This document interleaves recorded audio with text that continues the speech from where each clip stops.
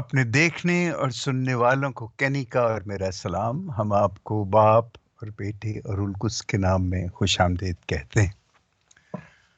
آج ہمارے کلیسیائی کیلنڈر کے مطابق 5واں اتوار ہے قیامت المسیح کے بعد. ایسٹر کے بعد یہ 5واں اتوار ہے.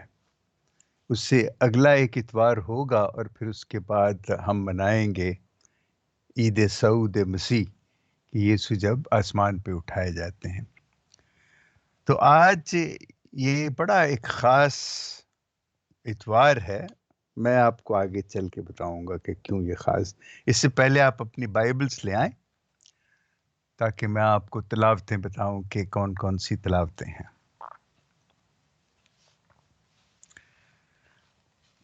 آج کی پہلی تلاوت ہے رسولوں کے اعمال، اس کا 14واں باب 21ویں آیت سے لے کے 27ویں آیت تک.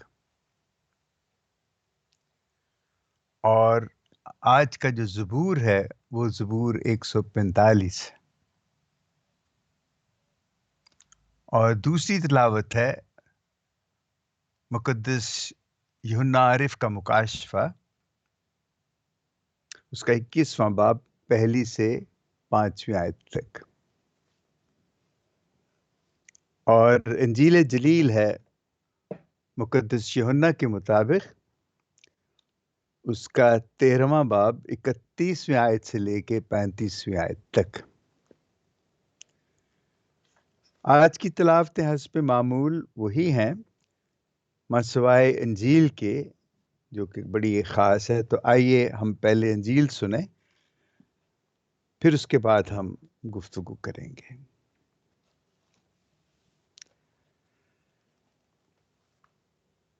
جب وہ باہر چلا گیا تو یسوع نے کہا کہ اب ابن انسان نے جلال پایا ہے اور خدا نے اس میں جلال پایا ہے، اور جب کہ خدا نے اس میں جلال پایا ہے تو خدا اسے بھی اپنے جلال میں اسے بھی اپنے میں جلال دے گا، بلکہ اسے فی الفور جلال دے گا. اے بچوں، میں اور تھوڑی دیر تک تمہارے ساتھ ہوں.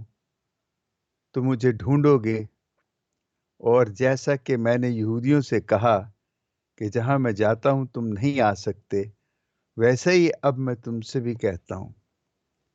میں تمہیں ایک نیا حکم دیتا ہوں کہ ایک دوسرے سے پیار کرو. جیسا میں نے تمہیں پیار کیا، تم بھی ایسا ہی ایک دوسرے سے پیار کرو.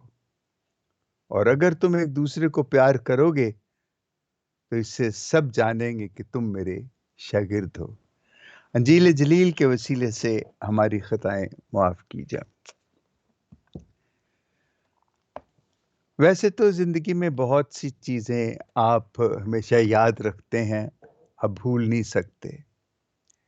اسی طرح آج کا جو یہ اتوار، جیسے میں نے آپ سے پہلے کہا تھا کہ بڑا خاص اتوار ہے، مجھے وہ تمام دوست یاد آ رہے ہیں.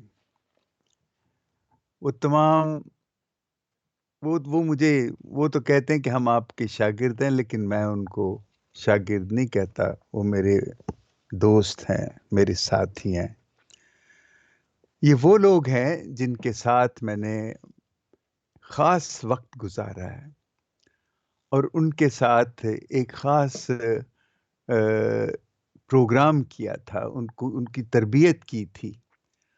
اور ہمارا جہاں کاریتاس کا ہمارا سینٹر تھا، وہاں پہ 6 ہفتوں کی لیو ان پروگرام تھا. وہاں پہ وہ رہتے تھے، اور وہ بھی یاد کرتے ہیں کہ وہ اتنا خوبصورت زمانہ تھا.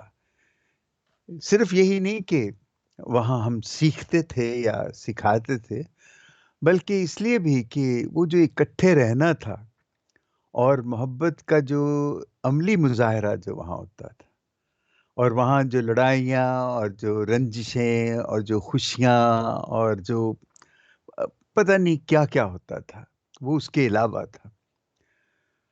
مجھے وہ اس لیے وہ بہت یاد آتا ہے کہ جب اتنے دن اکٹھے رہتے ہیں تو ایک پیار کی ایک فضا پیدا ہو جاتی ہے. تو جب بھی یہ انجیل جب میں پڑھتا ہوں، میں تمہیں ایک نیا حکم دیتا ہوں کہ ایک دوسرے کو پیار کرو، تو آپ یقین کیجئے کہ وہ جہاں جہاں بھی ہیں اس وقت، وہ سب ایک دوسرے کو بڑے پیار سے یاد کرتے ہیں اور کوشش کرتے ہیں کہ ایک دوسرے سے رابطے میں رہیں. یسوع نے یہاں جو حکم دیا کہ میں تمہیں حکم دیتا ہوں کہ ایک دوسرے کو پیار کرو، اس نے صرف یہی نہیں کہا کہ ایک دوسرے کو پیار کرو، اس نے کہا کہ جیسا میں نے تم سے پیار کیا ہے ویسا تم بھی ایک دوسرے سے پیار کرو. اب دیکھیں اس نے جو پیار کیا وہ تو بڑا عام، اگر اس میں دیکھیں تو خاصا خوفناک نہیں، زندگی داؤ پہ لگانے والی بات ہے. اس نے تو وہ قربانی دینی تھی چونکہ ایسے ہی صحیفوں میں لکھا تھا. ہمیں اس نے کہا کہ تم بھی ایسا ہی پیار کرو. اب یہ قربانی کا پیار تو ظاہر ہے کہ ہم کیا قربانی دیں اور کیسے دیں اور کیا حالات ہوں گے جن میں ہم قربانی دے سکتے ہیں. تو مجھے تو ایک ہی بات سمجھ آتی ہے کہ یہاں پہ جس پیار کا یسوع نے ذکر کیا ہے اس کی دو شکلیں ہیں صرف، ایک قربانی ہے اور دوسری خدمت. جو باقی پیار کی شکلیں ہیں یسوع کو اس نے اپنی زندگی سے وہ چیزیں نہیں دکھائیں، اس نے یہی دو چیزیں دکھائی ہیں، قربانی یہ پیار ہے اور دوسری خدمت یہ پیار ہے. بس اس کے بعد اس نے اپنی ساری، اب جب ہم دیکھتے ہیں دیکھیں دنیاوی زندگی میں بھی بہت سی چیزیں ہیں، میں اس کو روحانی زندگی نہیں کہتا کہ یہ قربانی جو یسوع نے محبت کی وہ بڑی روحانی، وہی اصل میں دنیاوی زندگی ہے، دنیا میں ویسی ہی ہے. دیکھیں مجھے کیوں اپنے وہ سارے دوست یاد آئے جن کے ساتھ میں نے ایک زمانہ گزارا، وہ اس لیے مجھے یاد آئے کہ جب بھی محبت کی بات ہوتی ہے تو میں ہمیشہ کہتا ہوں کہ خدا نے انسان کو 5 ایسی نعمتیں دی ہیں جن کے بغیر انسان زندہ نہیں رہ سکتا. اور یہ سچ ہے کہ یہ جو زندہ نہ رہنا اس نے جو 5 نعمتیں دی ہیں، اگر جب ہم ان پہ غور کریں تو ہمیں لگتا ہے کہ واقعی یہ بات سچ ہے. اور ہوا یہ ہے کہ زندگی میں وہ جو 5 نعمتیں دی گئی ہیں جو ان کے اصل معنی تھے، انسان کی جو اپنی بد فطرت ہے، جو ایول نیچر جسے ہم کہتے ہیں، اس نے ان کے معنی بدل دیے.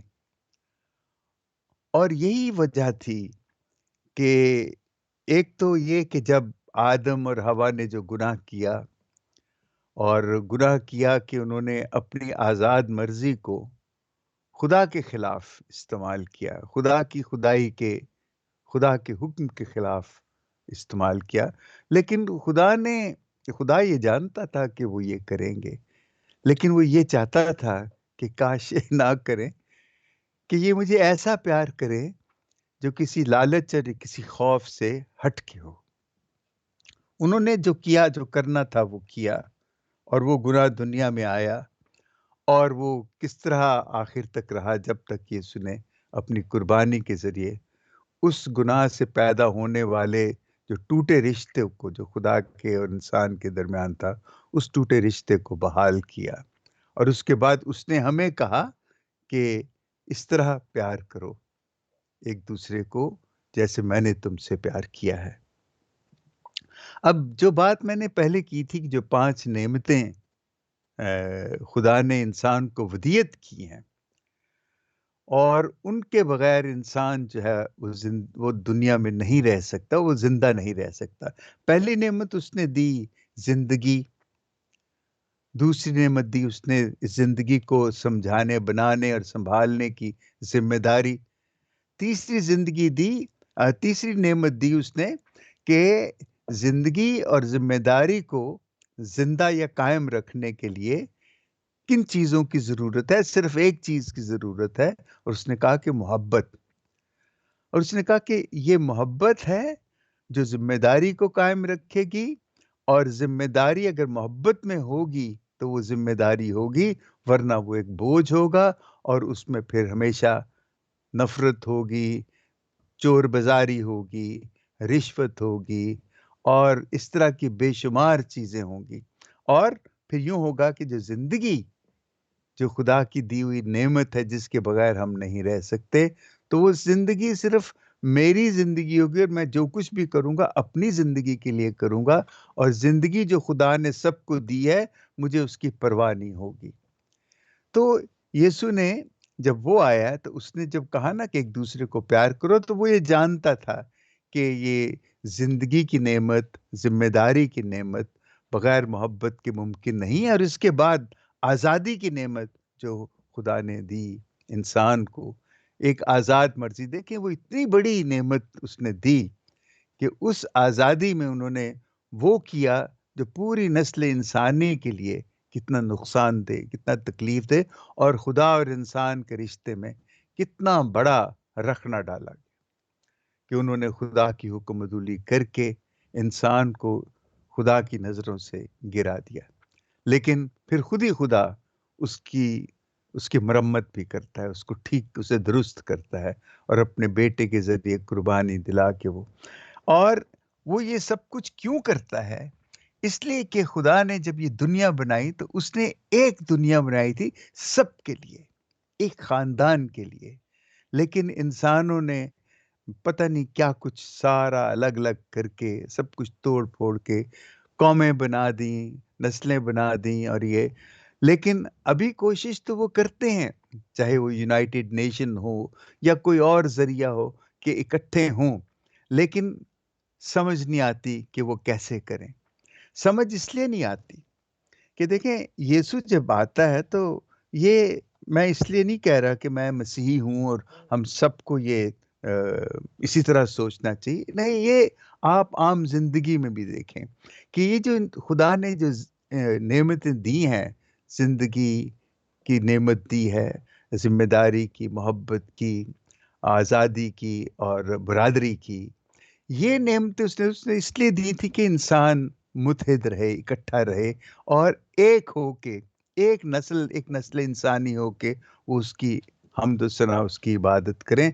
लेकिन दुनिया में जो कुछ हो रहा है कि किस तरह इतने तफरके, हसद, लालच, लड़ाई झगड़े और बीमारियां, बेरोजगारी, भूख, नंग, ये सब कुछ इस तरह हो गया कि अब इंसान बार-बार, तो यीशु जब आया, ये देखिए, ये जो चीज़ें जिन बदियों का मैंने नाम लिया है, ये आज की नहीं है, ये कल की नहीं है, ये परसों, ये जब से देखें आदम ने वहाँ गुनाह किया, उसके बेटे ने बाहर निकल के अपने भाई को कत्ल कर दिया, और फिर उसके बाद चल सो चल, फिर पता नहीं क्या-क्या हुआ, वो मैं सारा कुछ उसका ज़िक्र नहीं करना चाहता। तो अब यीशु जब आता है, तो उसने इन सारी चीज़ों को ठीक करने के लिए उसने कहा कि जी खुदा की बादशाही कायम करनी चाहिए। तो लोग और हम सब, अब तो हम समझते हैं, लेकिन उस वक़्त के जो लोग थे, वो कहते ये क्या बात कर रहा है खुदा की बादशाही। तो वो इंतज़ार करने लगे कि कहीं इसका तख्त बनेगा, बादशाही होगी, तो फिर उसमें हम मौज करेंगे।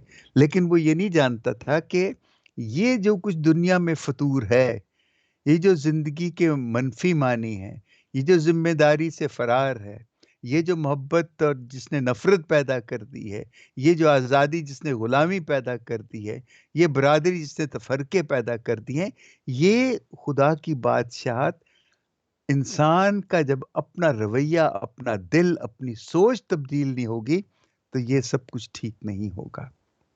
इसलिए यीशु ने आके खुदा की बादशाही की बात की कि सच, इंसाफ, मोहब्बत, आज़ादी और सुलह, ये जो 5 अरकान हैं, ये जो 5 कदरें हैं, कि ये जब तक इंसान के दिल में कायम नहीं होंगी, उस वक़्त तक मुमकिन नहीं है कि इस दुनिया में अमन कायम हो सके। अब उसमें जो सबसे बड़ी, देखें, ان قدروں کے لیے، سچ، انصاف، محبت، آزادی اور صلح کے لیے، ان کے قیام کے لیے جو سب سے بڑی ضرورت ہے وہ قربانی کی ضرورت ہے۔ اور قربانی کیا ہے؟ وہ محبت ہے۔ اس لیے اس نے کہا کہ تم ایک دوسرے سے محبت کرو۔ وہ جانتا تھا کہ سوائے محبت کے دنیا میں کسی طرح بھی نہ سچ قائم ہو سکتا ہے، نہ انصاف قائم ہو سکتا ہے، نہ آزادی قائم ہو سکتی ہے، نہ صلح آ سکتی ہے۔ اور اس محبت ہی کو اس نے ساری انسانی نسل کا، انسانی زندگی کا ایک مرکز بنا دیا، اور وہ اس حد تک گیا کہ اس نے اپنی جان دے دی۔ اور اس نے کہا ہمیں کیا کہا؟ اس نے پوری دنیا کو کہا کہ ایک دوسرے سے محبت کرو، ایک دوسرے کو پیار کرو، لیکن کیسا پیار؟ جیسا میں نے تم سے کیا۔ اور اس نے جو پیار ہمیں کر کے دکھایا ہے، وہ ہمارے سامنے وہ انتہائی زبردست قسم کا پیار ہے۔ لیکن اس کے بعد کے جو ہیں، ہمارا اب کام ہے کہ وہ جو کچھ کر کے گیا ہے کہ ہم اس کو کیسے جاری رکھیں، تاکہ وہ جو خدا نے ہمیں 5 بڑی نعمتیں دی ہیں، زندگی، ذمہ داری، محبت، آزادی اور برادری، جو ہے کہ دنیا میں ہم ایک خاندان، ایک نسل انسانی کا ایک قبیلہ جو ہم قائم کر سکیں، جس میں نہ کوئی غریب ہو، نہ کوئی بیمار ہو، نہ کوئی بے روزگار ہو، نہ یہ جنگیں ہوں، نہ جانے دنیا میں کیا کچھ ہو رہا ہے۔ اگر ہم سوچیں تو صرف دیکھیں یہ کتنا کچھ ہے دنیا میں، اور یسوع نے صرف ایک بات کی کہ میں تم سے کہتا ہوں کہ ایک دوسرے سے پیار کرو، اور اس میں اتنی بڑی صداقت اور اتنا، آپ اسے کہہ لیں کہ علم ہے، اور اس میں کیا کچھ ہے اس پہ، مطلب آپ دن رات اس پہ بات کر سکتے ہیں، اس پہ سوچ بچار کر سکتے ہیں کہ محبت ہی جو ہے وہ انسان کی ان تمام تکلیفوں کا تے۔ اب میں ہمیشہ یہ دیکھتا ہوں کہ کیوں ایسے ہوا، کیوں خدا نے، یسوع نے محبت کی بات کی کہ محبت ہونی چاہیے۔ ایک ہمارے مقدس تھے، ایرینیس ان کا نام تھا۔ وہ ان کا ایک بڑا مشہور قول ہے، اور وہ دنیا میں بڑا استعمال کیا جاتا ہے۔ اس میں ہے کہ the glory of God is man fully alive، کہ خدا کو جلال اس وقت ہی دیا جا سکتا ہے کہ جب انسان مکمل طور پر زندہ ہو۔ اور مکمل طور پر زندہ کب ہوتا ہے؟ جب وہ ایسی محبت کر سکتا ہے جیسی یسوع نے کی۔ اور انہوں نے آگے چل کے کہا کہ انسان کی جو زندگی ہے، life of man is the vision of God, کہ جو خدا کا جو زندگی جو ہے نا، یہ خدا کی اس سوچ کا نتیجہ ہے۔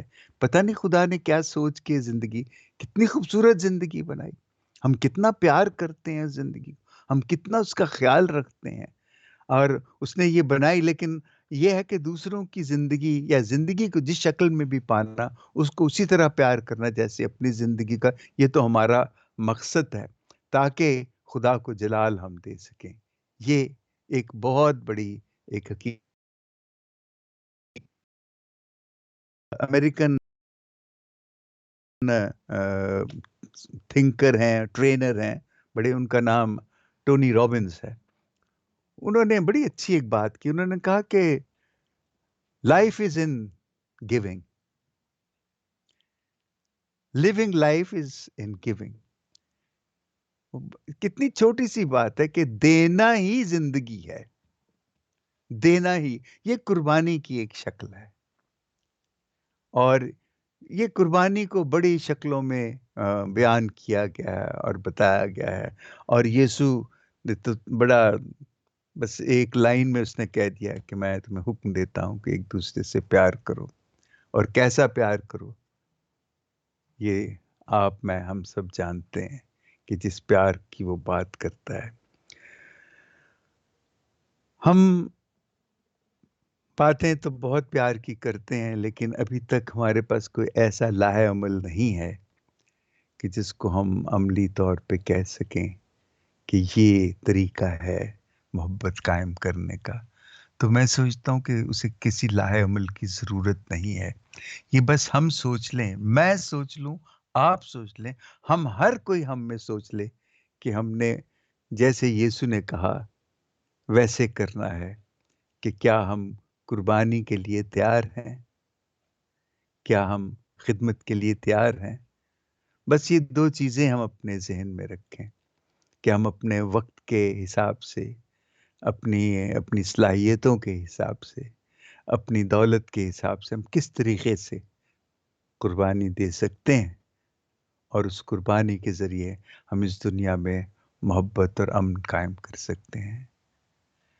دیکھیں، صرف بات یہاں ختم نہیں ہوتی، ہمیں کبھی نہیں بھولنا چاہیے کہ یسوع نے اپنی زندگی کو یہاں نہیں روکا ہمیں یہ کہہ کے وہ چلا.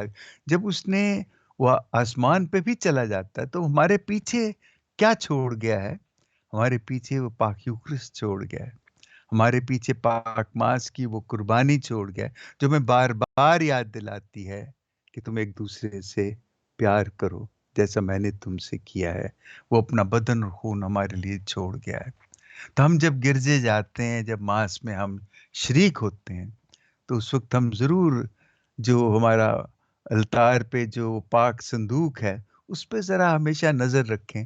میں اس کے بارے میں تو میری بہت اور سی بھی باتیں ہیں، لیکن آپ فی الحال یہ دیکھیں کہ یسوع کا بدن اور خون اس میں رکھا ہے، اور کچھ دیر بعد جب ماس کا وقت آتا ہے، ہم سب اس بدن اور خون کو، جب ہم اس کو خون اور بدن کو لیتے ہیں نا، تو اس وقت اصل میں ہم یہ یاد کرتے ہیں کہ اس نے یہی بدن اور خون صلیب پہ توڑا تھا ہمارے لیے. اور اس نے جب کہا کہ یہی پیار تم ایک دوسرے سے کرو، تو جب ہم وہ اپنے منہ میں اسے رکھتے ہیں تو وہ بات ہمیں یاد آنی چاہیے کہ اسی طرح ہم نے بھی اپنا بدن اور خون دینا ہے، اپنا بدن توڑنا ہے دوسروں کے لیے. اور یہ یسوع ہم سے کہتا ہے کہ تم بھی ویسے ہی پیار کرو، ویسے ہی پیار کرو جیسا میں نے کیا ہے. تو میں ہمیشہ یہ کہتا ہوں، خود بھی میں سوچتا ہوں، اور میں وہاں پہ جب التار پہ ہوتا ہوں تو میں ہمیشہ یہ سوچتا ہوں کہ کیا یسوع نے کیسے ہمیں یہ اپنا بدن اور خون یہ دیا ہے، صرف اس لیے کہ ہم بھی ایسے ہی اس سے طاقت حاصل کر کے اپنے بدن کو توڑیں، دوسروں کے لیے قربانی دینے کے لیے تیار ہوں اور ان کی خدمت کرنے کے لیے تیار ہوں. بس یہی ہے، اگر ہم سب ایسے سوچیں گے تو بہت کچھ ہو سکتا ہے. آمین. باپ اور بیٹے اور روح القدس کے نام میں آمین.